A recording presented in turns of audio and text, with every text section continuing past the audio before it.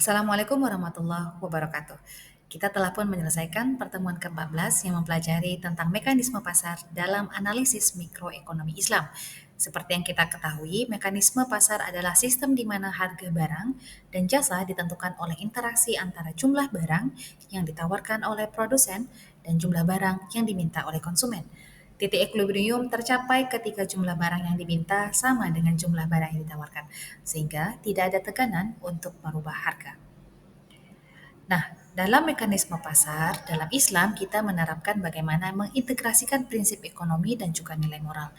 Ada analisis harga dalam persaingan pasar sempurna, ada pesan moral dalam persaingan, dan untuk pada kelompok ini kita mempelajari yaitu hal ketiga, pengawasan pasar dalam perspektif sejarah Islam. Dalam menganalisis ini, kita akan melihat bagaimana mekanisme pengawasan pasar telah diterapkan dalam sejarah Islam dan peranannya dalam menjaga keseimbangan dan keadilan di pasar. Sekarang kita akan masuk ke dalam pembahasan yaitu sejarah dari pengawasan pasar dalam Islam. Nah, pengawasan pasar dalam perspektif sejarah Islam memiliki peranan penting dalam menjaga keseimbangan dan juga keadilan di pasar.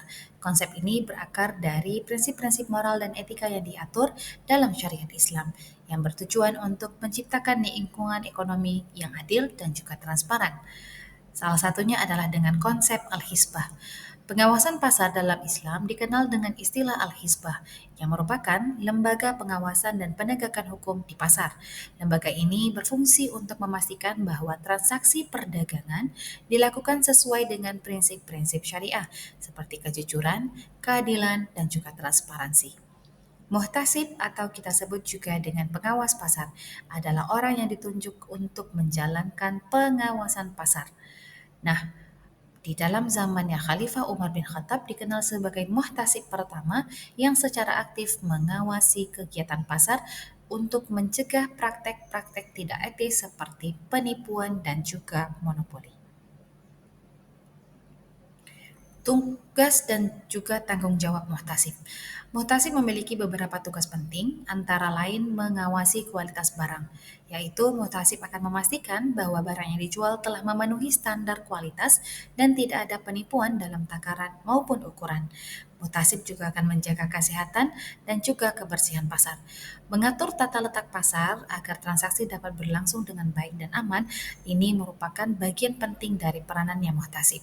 Lalu ada menangani perselisihan, di mana muhtasib berperan untuk mengintervensi jika terjadi perselisihan antara pedagang juga dengan konsumen. Lalu yang terakhir ada mencegah praktek monopoli. Muhtasib tentunya akan memastikan tidak adanya praktek kolusi di antara penjual untuk mengatur harga secara tidak adil.